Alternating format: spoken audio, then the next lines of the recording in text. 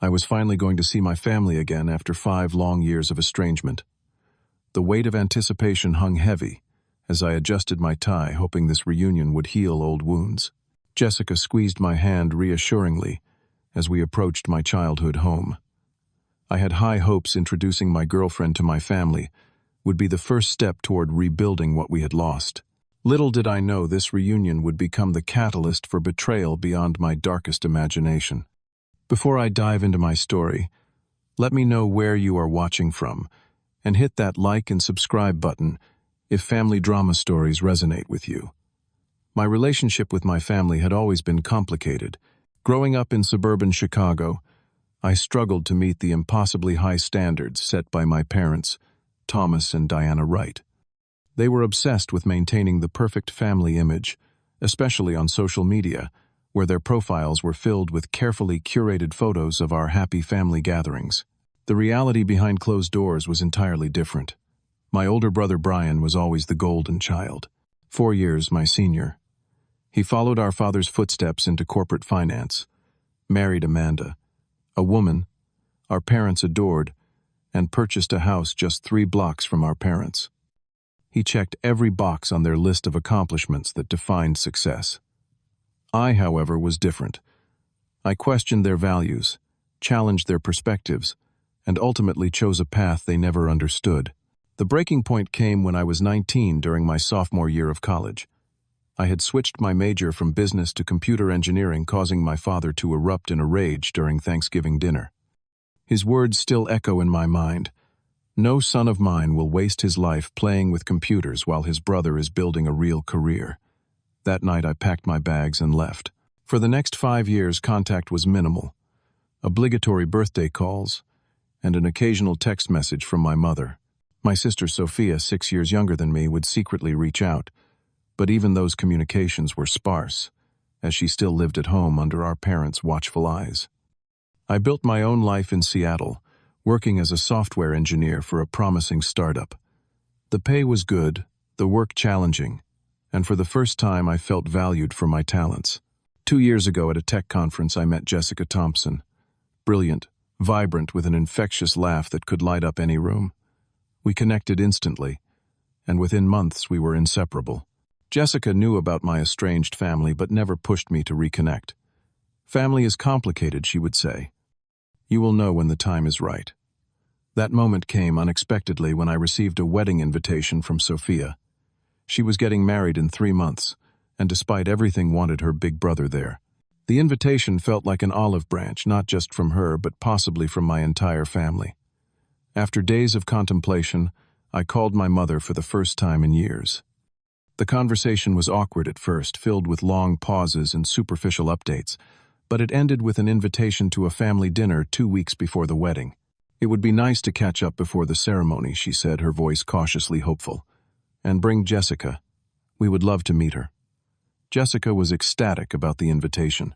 This is your chance, Neil, she said, her eyes bright with optimism. People change. Maybe they finally realize what they lost when you left. Her encouragement bolstered my courage, and I found myself looking forward to the reunion with guarded hope. In the days leading up to the dinner, I meticulously selected gifts for everyone. A vintage scotch for my father, a silk scarf for my mother, custom cufflinks for Brian, a designer bracelet for Amanda, and a special wedding planning journal for Sophia. Jessica helped me pick each item, ensuring they conveyed the right message I wanted to rebuild our relationship. As we packed the car that Friday evening, I felt a strange mixture of emotions. Hope that this could be a new beginning, fear that nothing had changed, and determination to remain true to myself regardless of the outcome. Jessica sensed my anxiety and placed a gentle hand on my shoulder. Just remember, no matter what happens in there, you have built a good life. You have people who value you for exactly who you are. Little did I know those words would become my lifeline in the weeks to come, as the foundation of everything I had built would be tested by the very people who were supposed to love me unconditionally. The moment we pulled into my parents' driveway, my stomach tightened into a knot. The house looked exactly the same, pristine lawn-manicured hedges, and the American flag hanging proudly by the door. Nothing had changed, yet everything felt different. Jessica gave my hand a reassuring squeeze. "Ready?" she asked, with an encouraging smile. "As I will ever be," I replied, taking a deep breath before ringing the doorbell. My mother answered, looking older than I remembered. Her smile seemed forced as she hugged me briefly, the embrace too stiff to be genuine. "Neil, welcome home," she said, her voice not quite matching the sentiment. Her eyes quickly moved to Jessica, giving her a once-over that felt more like assessment than welcome. My father appeared behind her, simply nodding in my direction before extending his hand to Jessica. "So you are the girlfriend we have heard so little about," he said with a thin smile. The slight was subtle but clear, a reminder of my absence and perceived failure to communicate. Inside, Brian and Amanda were already seated in the living room, cocktails in hand. Brian rose half-heartedly to give me an awkward side hug. "The prodigal son returns," he remarked with a smirk. Amanda merely waved from her seat, not bothering to stand. Only Sophia showed genuine excitement, rushing to embrace me fully. "I cannot believe you actually came," she exclaimed, her joy palpable and warming. She turned to Jessica with open arms. "And you must be the amazing Jessica. I have been dying to meet you." Dinner was a minefield of loaded questions and barely concealed judgments. My father dominated the conversation, focusing almost exclusively on Brian's recent promotion and their new vacation property. "Brian just closed a 7-figure deal last month," he announced proudly. "The youngest vice president in the company's history." "That is amazing, Brian," Jessica offered politely. "Neil just led a major project that increased his company's user base by 30%. They are considering him for a leadership position." Instead of acknowledgement, my father pivoted. "So Neil, when are you planning to settle down properly? Buy a house. Brian and Amanda were already homeowners at your age." Before I could answer, my mother chimed in. "Jessica, dear, do you two have marriage plans? I always thought Neil would be married by 30, but he always did things his own way."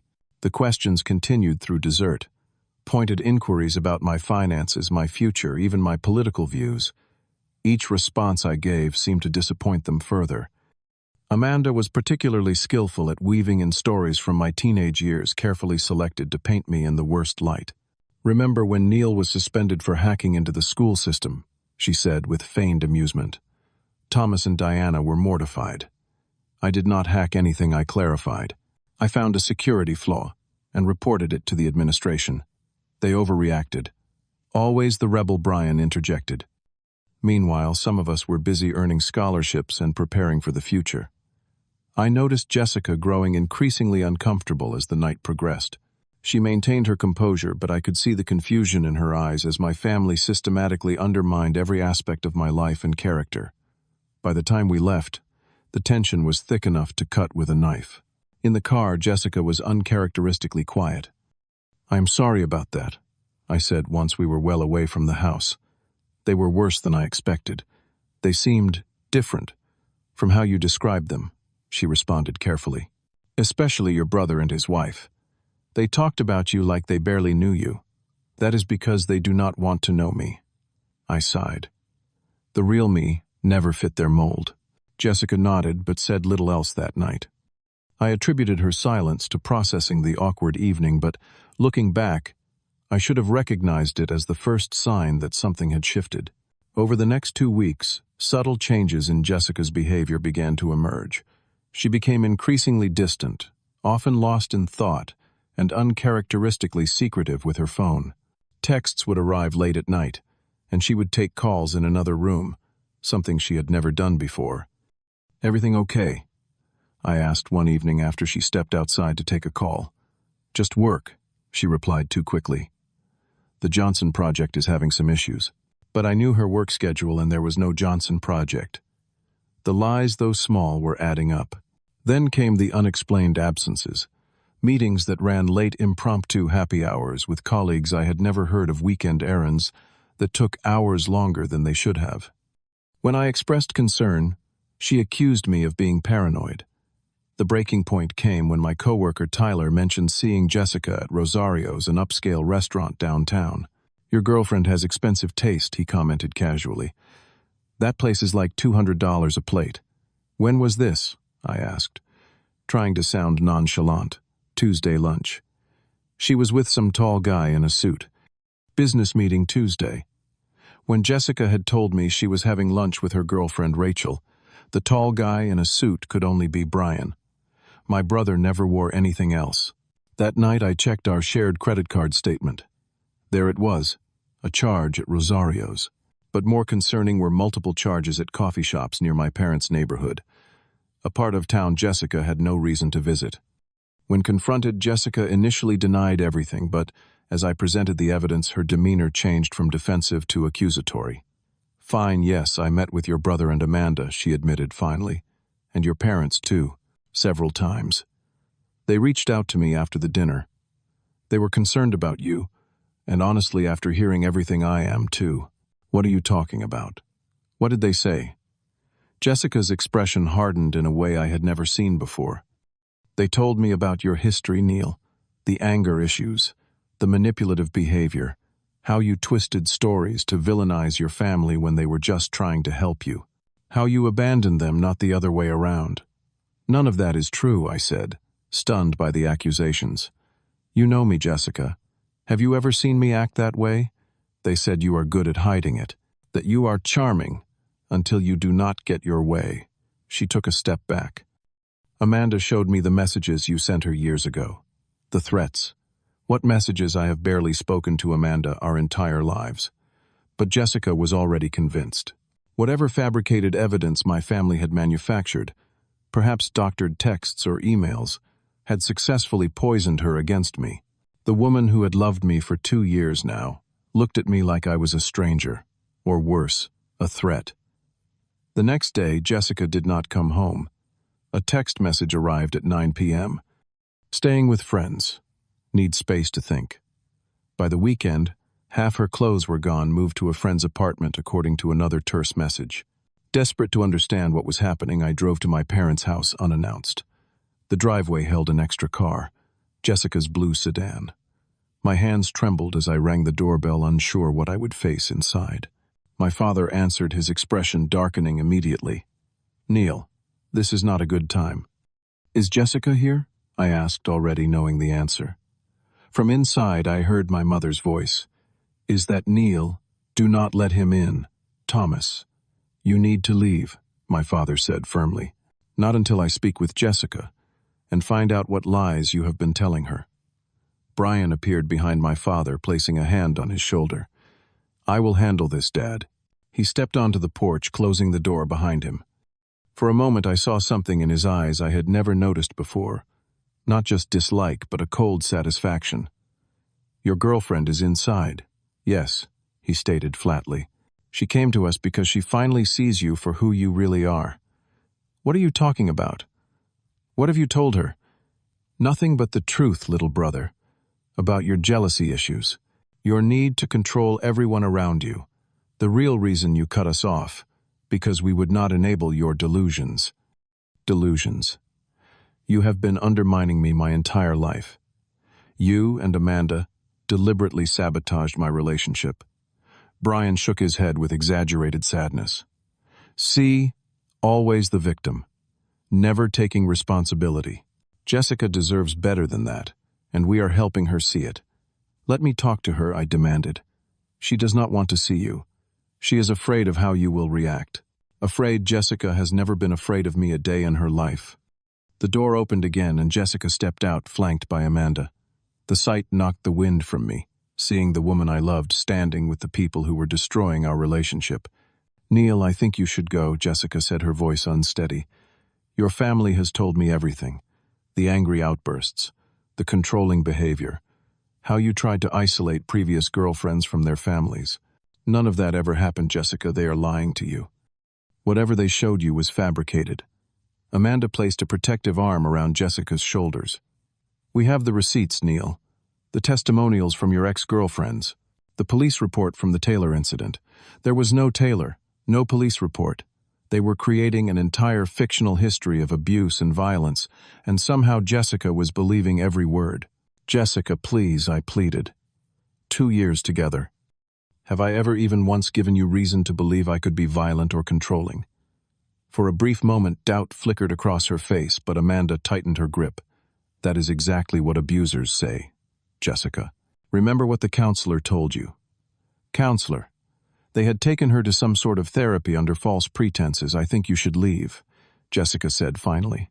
I need space, and your family is helping me understand some things. They are not helping you. They are manipulating you. Brian stepped forward. That is enough. Leave now, or we will call the police. Given your history, you do not want that. I looked from face to face. My brother's smug expression, Amanda's faux concern, Jessica's confusion, and behind them my parents watching from the window with strange satisfaction. Only Sophia was missing from this tableau of betrayal. Defeated, and in shock, I returned to my car. As I pulled away, the magnitude of what had happened began to sink in. My family had not just rejected me again. They had actively worked to destroy the one relationship that mattered most to me. The following weeks were a nightmare. Jessica formally ended our relationship via email, requesting I not contact her again. She moved the rest of her things out while I was at work. But the damage did not stop there. Somehow rumors began circulating at my workplace. Colleagues became distant. Projects I had been leading were reassigned.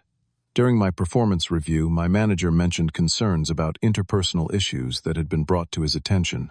My friends began taking sides, as Jessica shared her version of events, a version carefully crafted by my family, within our social circle. People I had known for years now viewed me with suspicion. Invitations stopped. Messages went unreturned. I fell into a depression darker than anything I had experienced before. Sleep became impossible. Food lost its taste. The betrayal was complete. My family had succeeded in isolating me professionally and socially, all while positioning themselves as Jessica's saviors. The final blow came when I saw social media photos of Jessica at my parents' house for Sunday dinner, seated where I once sat laughing with the family that had systematically destroyed her trust in me. There she was, arm in arm with Amanda, captioned, "Family finds you when you need them most." My mother had commented, "So happy to have you in our lives." They had not just taken my girlfriend, they had replaced me with her. I hit rock bottom that night, sitting alone in the apartment that still held echoes of Jessica's presence. I had never felt so utterly betrayed, so completely alone. Then my phone rang. Sophia's name flashed on the screen. "Neil, I know what they did to you," Sophia said, her voice hushed and urgent. "I have been listening to their conversations. This whole thing with Jessica was Brian and Amanda's idea from the start." My heart raced. "What do you mean?" After the dinner, Amanda told Brian that Jessica seemed too good for you, that it wasn't fair you found someone so perfect while Brian was stuck with her. Sophia's voice trembled. They planned it all, reaching out to Jessica, feeding her lies, even fabricating evidence. Amanda created fake text messages that looked like they came from you. Why would Jessica believe them over me? We were together for 2 years. They played on her insecurities. Amanda told her they had confronted your previous girlfriends, who confirmed everything but were too afraid to tell Jessica directly. There were no other girlfriends who said anything. It was all lies. Does Mom know Dad? They know now. They went along with it after Brian convinced them it was for Jessica's own protection. Sophia paused. "I have proof, Neil."